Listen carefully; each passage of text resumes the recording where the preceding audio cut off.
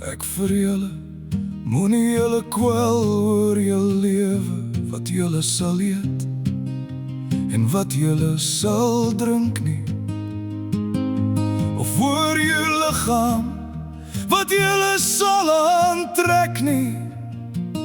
Is die lewe nie meer as voedsel en die liggaam as klere nie? Kyk na die voëls van die hemel, hulle saai nie en hulle maai nie, en hulle bring nie by mekaar in skure nie, en tog voed julle hemelse Vader hulle. Is julle nie baie meer werd as hulle nie? Wie tog onder julle kan, deur om te kwel en hel by sy lente voeg? En wat kwel julle oor klere? Let op die lelies van die veld, hoe hulle groei. Hulle arbei nie en hulle spin nie.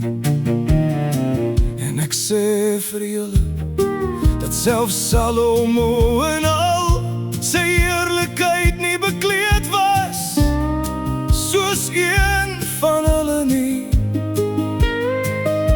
As God aan die gras van die veld, wat vandag daar is en môre 'n oond gegooi word, so bekleed, hoeveel te meer vir julle klein gelowiges.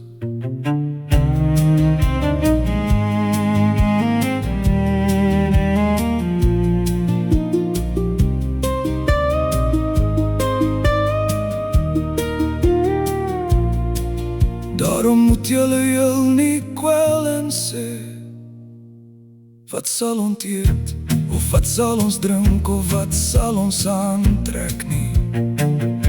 Want na al hierdie dinge soek die heidene, want julle hemelse Vader weet, dat julle al hierdie dinge nodig het.